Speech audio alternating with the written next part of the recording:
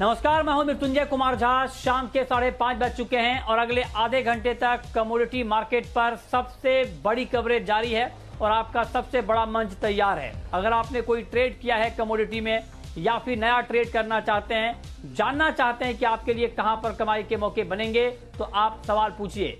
Number आप note कर लें जिस नंबर पर आप कॉल कर सकते हैं 022-2300-1634। इसके अलावा आप 022-2300-1635 पर भी अपना सवाल पूछ सकते हैं।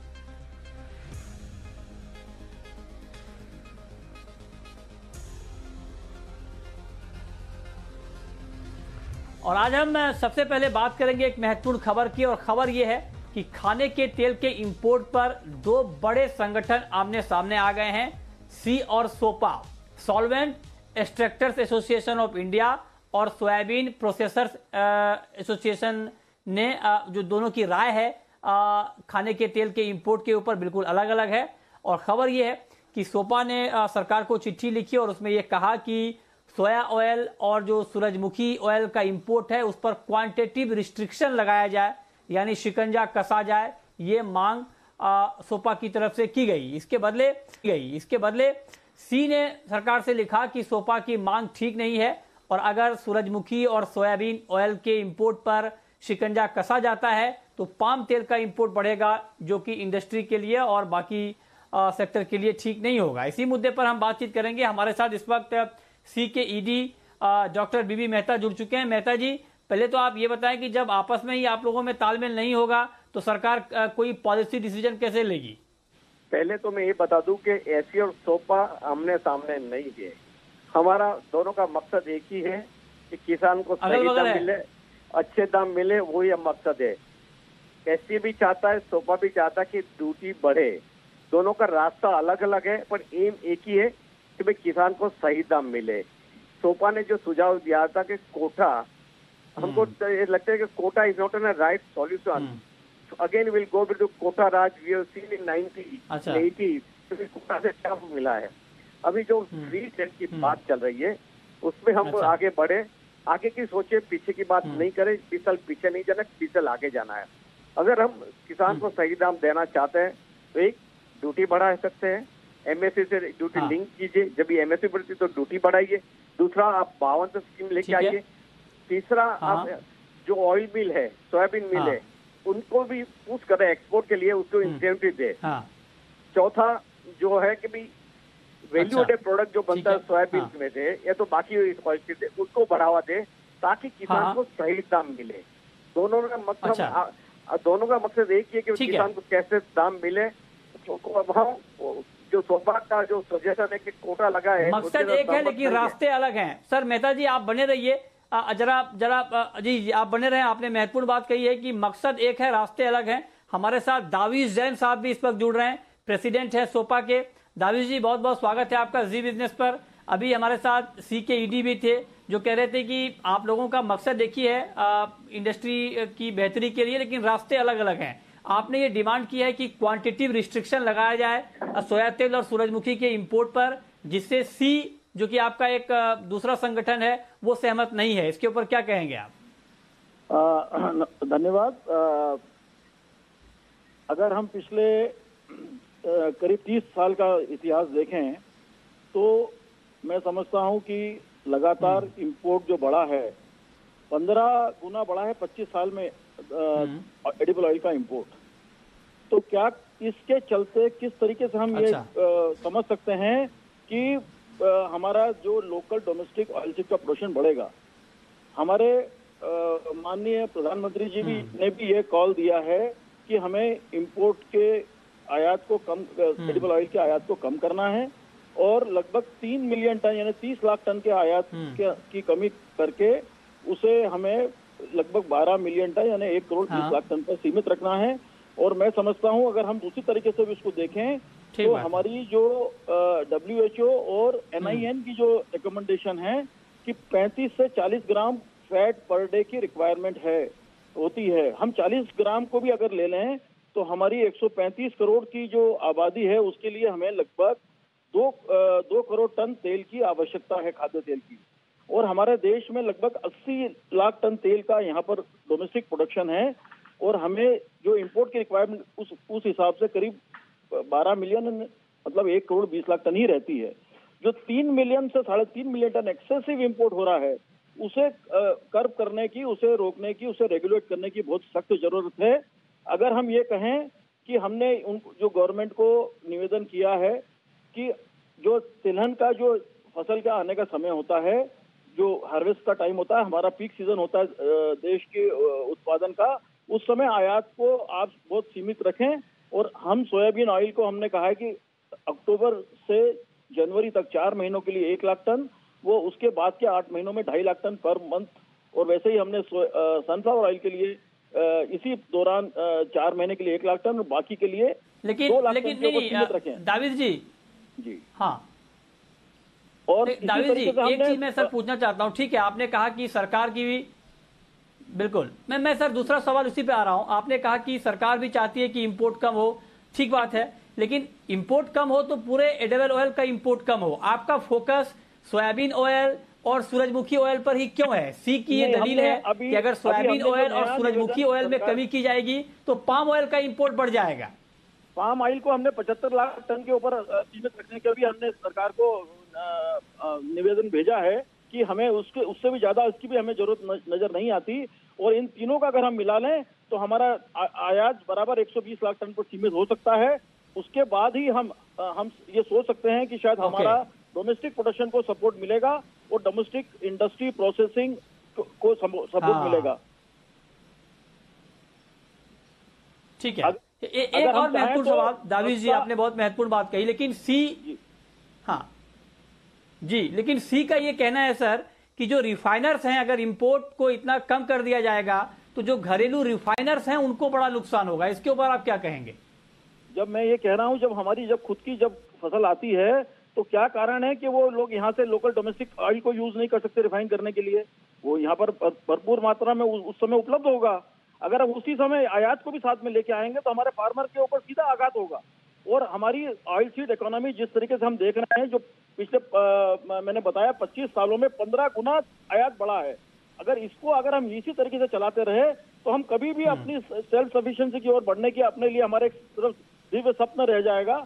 वो कभी भी हम इसको पूरा करने में मुश्किल होगी। और नया जो एडिबल ऑयल मिशन बनाया है उसको भी 30 लाख टन के आयात को कम करने का उसके अंदर मैंडेट दिया गया है। और वो तभी संभव है जब हमारे फार्मर को हम इस तरीके के चीप इंपोर्ट्स के सामने उनको बचाव करें उनका। और जब हमारा खुद का जब प्रोडक्शन का समय होता है, खरीफ का अक्टूबर महीने में नई फसल आती है, अक्टूबर से जनवरी तक उसको हम सीमित रखें। और ये तो एक बड़ी नॉमिनल लॉजिक बात है लेमैन के लिए भी, जब हमारे पास घरेलू उत्पादन का जब भरपूर सीजन होता है उस समय आयात क्यों ज्यादा किया जाए? इसका क्या कारण है कि उसको आयात के साथ में उसको दंडित किया जाए? जी हाँ, ये बात ठीक है। आपने कहा कि जब हम उत्पादन में सक्षम है तो हम क्यों इंपोर्ट के ऊपर डिपेंड रहे। मेहता जी, अब मैं सर आपके पास आना चाहता हूं। ये सारी बातें हमने इसलिए पूछी ताकि आप उसका जवाब ठीक से दे पाएं। मेहता जी, दाविद साहब ये कह रहे हैं कि सरकार भी चाहती है कि इंपोर्ट पर हमारी डिपेंडेंसी कम हो, और ऐसे में अगर इंपोर्ट कम करने की मांग की जा रही है तो इसमें आपको ऐतराज क्यों है? इंपोर्ट कम करना वो तो एक मकसद है ही, उसमें हमारा तोहमत नहीं है। देवेंद्र भाई की भी बात सही है, भाई इंपोर्ट कम होना चाहिए, पर ये फोकस होना चाहिए कि कैसे इंपोर्ट जाए। क्या हम फिर से कोटा राज में जाना चाहते हैं क्या? और एक समझ लीजिए, इंपोर्ट कब कम होगा जब ये अपना खुद का प्रोडक्टिविटी बढ़ेगी, उस पर ध्यान फोकस करना चाहिए, ना कि बंद करने की। अगर आपको रेगुलेट भी करना है तो आपके पास चाबी है, टैरिफ बढ़ा दीजिए, तभी कस्टम ड्यूटी बढ़ा दे। जब ऐसा लगता है तो गवर्नमेंट कभी भी ड्यूटी बढ़ा सकते हैं, ड्यूटी बढ़ा के भी आप रेगुलेट कर सकते हैं। कोटा क्यों? कोटा में एक सिंपल कोटा में करप्शन है। We have seen in 1890 up to 2000 जब कोटा है करप्शन ज्यादा चला है, तो क्यों बैकवर्ड जाए?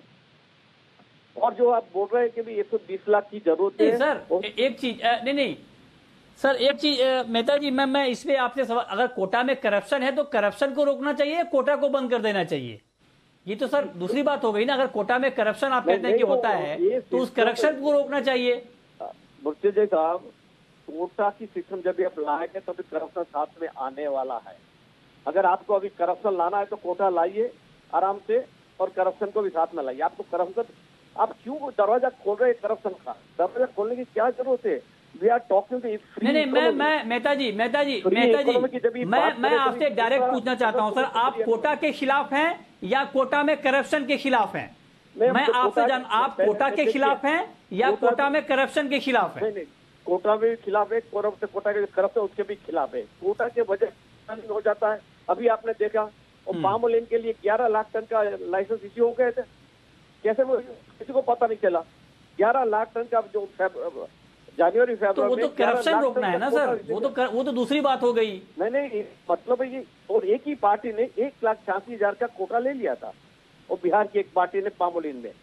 यही होने वाला है, अगर आप बात करो तो ऐसे ही होने वाला है। अच्छा। जिसके पास पैसा है, जिसके पास ताकत है, वो कॉर्नर कर लेंगे और भाव भाव ऊपर चल लेके जाएंगे।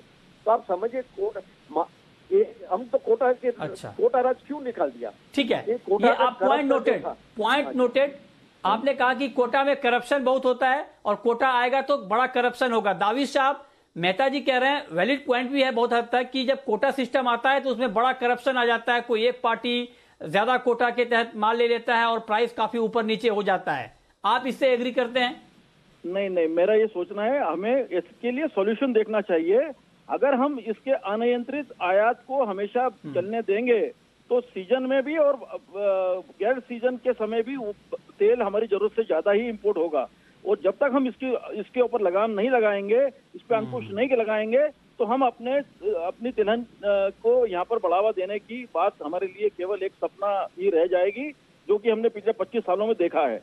मेरा ये मानना है, हमने तो ये कहा है कि सोयाबीन ऑयल जो है, क्योंकि सोयाबीन का प्रोडक्शन ये हिंदुस्तान में होता है, तो हम सोयाबीन ऑयल के लिए ये जो मात्रा वाली जो रजिस्ट्रेशन के माध्यम से हमारे एसोसिएशन को दे दिया जाए इसका काम, क्यों करप्शन होगा? इसी तरह के सनफ्लावर ऑयल का चाहे तो सॉल्वेंट एक्सचेंज एसोसिएशन को दे दिया जाए।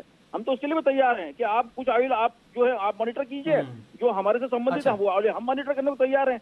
हमारे तो उस पर कोई बड़ी लागत नहीं, कोई करप्शन का कोई कारण नहीं, और इससे कम से कम हम अपने देश के तिलहन जो प्रोडक्शन करते हैं किसान, और देश के जो तिलहन की प्रोसेसिंग करते हैं, उन सबका सही हम उनको बचाव कर सकेंगे, और देश को एक अनब्रिडल्ड इंपोर्ट से आयात का डंपिंग ग्राउंड बनने से हम उसको रोक सकेंगे, और हमारे देश की तिलहन के विकास के लिए हम आगे बढ़ सकेंगे। और इसके करे बिना इसकी कोई गति नहीं कि हम इसको अपने सेल्फ सफिशिएंसी की तरफ हम आगे बढ़ जा सकते हैं। ठीक है मेहता जी, इस आइडिया से आप एग्री करते हैं क्या कि जो सनफ्लावर है उसको आप मॉनिटरिंग करें, सी मॉनिटर करें और सोयाबीन को सोपा मॉनिटर करें, ये बीच का रास्ता हो सकता है क्या? नहीं, वो कोई रास्ता नहीं है मॉनिटरिंग का। वो कोई गवर्नमेंट कभी इंडस्ट्री वाले को मॉनिटरिंग देंगे नहीं, वो अपने पास रखेंगे। TGFT है तो नहीं देंगे, वो एक हवा की बात है, उससे कोई फर्क नहीं पड़ेगा। मेरा एक और कहना है, आज सोयाबीन का उत्पादन 80 लाख है और हम 13-14 लाख टन तेल बनाते हैं। अगर 200 लाख भी हो गया तो 25 लाख टन तेल बनाए गए। यही हमारी खपत 230 लाख टन की है, और 25 लाख एक सोयाबीन। तो मेरे देवेश भाई को भी एक रिक्वेस्ट है कि let us not look at the segment wise, let us look the industry in the total. जो इंडस्ट्री में है, ऑयल मिल है, सोलर प्लांट है, रिफाइनरी है, इंपोर्टर है, तो सारा का हित का ध्यान में रख के हम कोई पॉलिसी की सजेशन दे, ताकि सब चले। आज सारे जो सोलर प्लांट है, हमारा भी मेंबर है, सोपा का भी मेंबर है, वो भी आज सोयाबीन क्रश भी करते हैं और रिफाइनरी भी लगाइए, और सीजन में और लोकल माल प्रोसेस करते हैं, ऑफ सीजन में इंपोर्टेड करते हैं।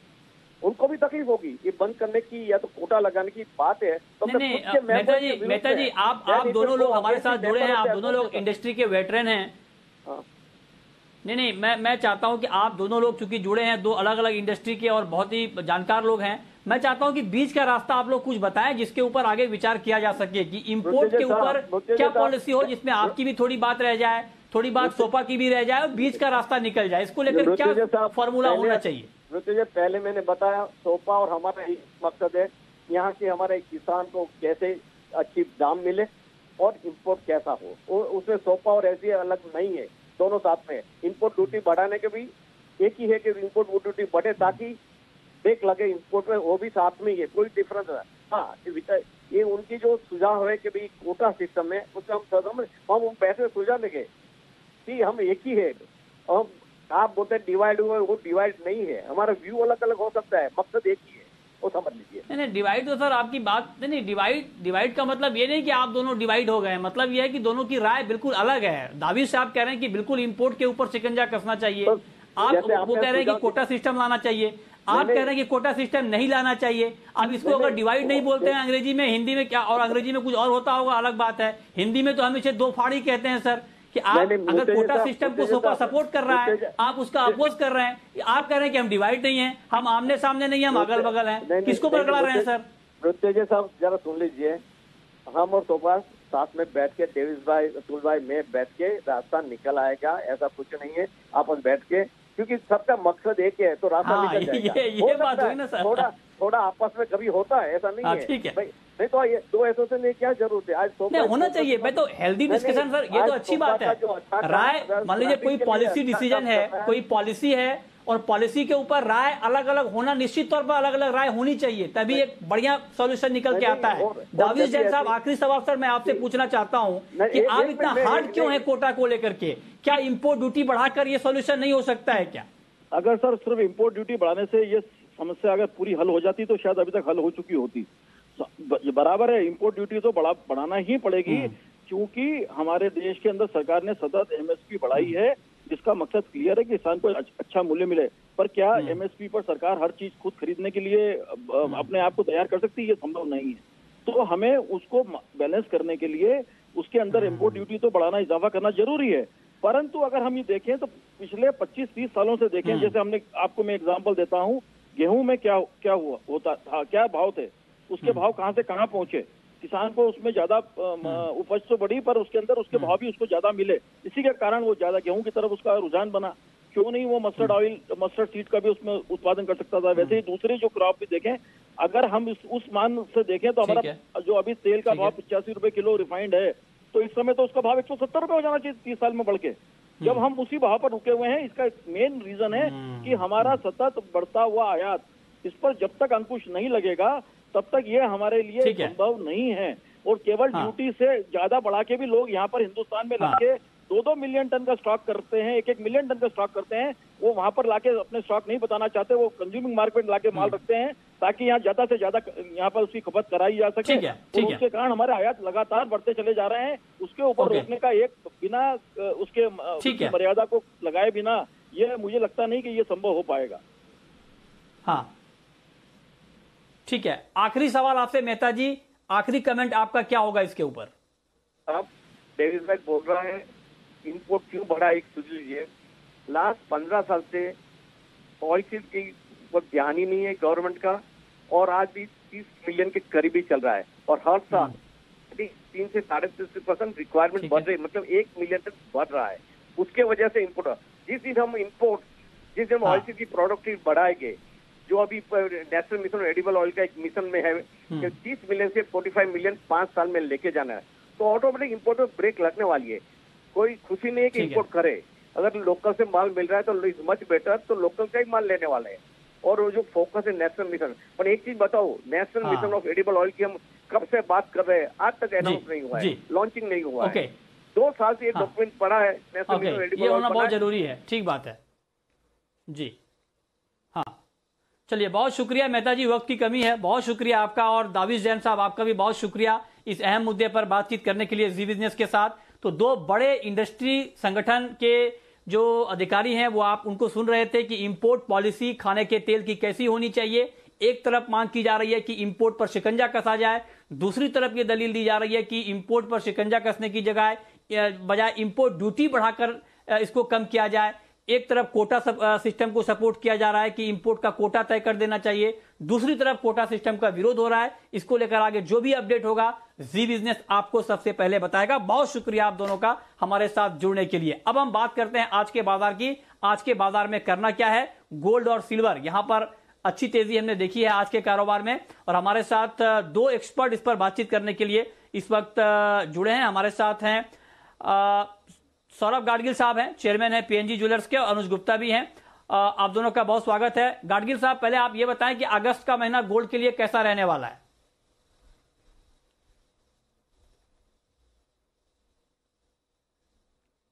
अच्छा अनुज जी, फिर आप ये बता दें कि हाँ अनुज जी आप ये बताएं कि आज शाम के लिए गोल्ड में क्या किया जाए?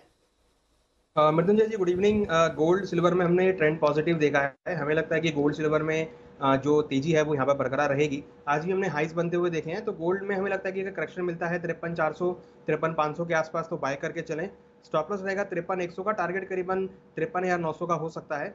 और सिल्वर के अंदर भी हमें लगता है कि बाय ऑन डिप्स की स्ट्रेटेजी रहेगी, क्योंकि ट्रेंड पॉजिटिव है, तो जो भी करेक्शन मिलता है बाय करके चलें। स्टॉप लॉस रहेगा 64,400 का, टारगेट करीबन 66,500 तक हो सकता है। तो गोल्ड सिल्वर अभी पॉजिटिव ट्रेंड में है। हमें लगता है कि इंट्राडे के लिए और इस हफ्ते के लिए भी बाय का पोजीशन बना के चलना चाहिए। ठीक है वीरेंद्र जी, आपका व्यू सर आज के लिए और पोजिशनल ट्रेड के लिहाज से सोने और चांदी पर? पोजिशनली मेरा व्यू बुलिश है, लेकिन आज के लिए मैं गोल्ड में सेल का ट्राई करूंगा, एक चांस लूंगा। 53,900 पे शॉर्ट ये मिनी अक्टूबर कॉन्ट्रैक्ट, और उसका स्टॉप लॉस रहेगा 54,250, टारगेट 53,000 रहेगा। ठीक है, चलिए सौरभ गाडगिल भी हैं हमारे साथ इस वक्त फोन लाइन पर, पीएनजी ज्वेलर्स के चेयरमैन हैं। सौरभ जी बहुत बहुत स्वागत है आपका जी बिजनेस पर। जुलाई का महीना बहुत शानदार रहा गोल्ड के लिए, अगस्त का महीना कैसा रहने वाला है? नमस्कार। जैसे मैंने लास्ट इंटरव्यू में कहा था कि मेरे हिसाब से गोल्ड में अभी भी तेजी बाकी है, सोना चांदी दोनों में अगस्त का महीने में तेजी चलती रहेगी। और मेरे हिसाब से जो मैं लास्ट टाइम फिगर बोले थे कि गोल्ड 65,000 और चांदी 90,000, मैं वही टारगेट पे अभी तक हूँ। और ये अगस्त महीने में मेरे हिसाब से गोल्ड 60 के लगभग पहुंच सकता है, और चांदी में भी 75,000 तक चांदी जा सकती है। क्योंकि देखा तो बॉन्ड मार्केट जो वीकनेस आ रहा है अगस्त में, गोल्ड 60,000, चांदी 75,000, क्योंकि वो बॉन्ड मार्केट में वीकनेस आ रहा है, उसके चलते। तो सर गाडगिल जी 60 और 75 जाने से पहले करेक्शन भी आएगा क्या, एक गिरावट भी आएगी क्या? गिरावट की हमको अपेक्षा अभी थी, लेकिन गिरावट की कुछ साइज नहीं दिख रहे। ये जो जुलाई का क्लोजिंग था उसमें भी क्लोजिंग ऊपर ही गया है, तो मेरे हिसाब से अगस्त में गिरावट की चांसेस बहुत कम है। और बॉन्ड मार्केट में जो मंदी चल रही है वो चलते वक्त इन्वेस्टमेंट डिमांड गोल्ड में बहुत बड़ी हो रही है। तो फिजिकल डिमांड इतनी नहीं है जो ज्वेलर के पास, लेकिन जो इन्वेस्टमेंट डिमांड हो रही है इंटरनेशनल लेवल पे, वो चलते मेरे हिसाब से करेक्शन आना बहुत मुश्किल है। ठीक है, ओके, ठीक है, बहुत शुक्रिया आप गाडगिल जी आपका हमारे साथ जुड़ने के लिए, बताने के लिए सोने चांदी का मार्केट कैसा रहेगा। फटाफट अनुज जी, क्रूड में आज के लिए बाय या सेल? देखिए क्रूड में हम देखें तो $40 के नीचे भाव आते हुए दिखे हैं, और कहीं ना कहीं थोड़ा हायर लेवल पे सेलिंग दिख रहा है। मुझे लगता है कि क्रूड के अंदर थोड़ा बिकवाली का ट्रेड बनाया जा सकता है, करीबन 3,040 के आसपास, मीन्स ऑलमोस्ट करंट रेट के आसपास ही है। वहाँ बिकवाली करके चले। स्टॉप लॉस 3110 का रहेगा, टारगेट करीबन 2950 तक देखने को मिल सकता है। तो थोड़ा सेलिंग प्रेशर हमें लगता है कि क्रूड में इंट्राडे में देखने को मिल सकता है। ठीक है वीरेंद्र जी, मेटल में आपकी टॉपिक सर? मेटल में आज मिला जुला कारोबार है, बट फिर भी मैं कॉपर बाय प्रेफर करूंगा। यहाँ 500-502 पे बाय, 496 496 का स्टॉप लॉस और 509 का टारगेट। ठीक है, और ग्वार में आज बहुत जबरदस्त तेजी आई है, आगे और तेजी बाकी है अभी वीरेंद्र जी ग्वार में? बारिश का कंसर्न है। जितने भी ये प्रोड्यूसिंग एरिया है इसमें बारिश की कमी अब दिख रही है थोड़ी, और भी मोमेंटम उसमें बनेगा। अब शायद हम 6800 7000 तक जाएंगे गवार गम में, और गवार में 43 के आसपास। ठीक है, ओके, अब वक्त है रैपिड फायर राउंड का।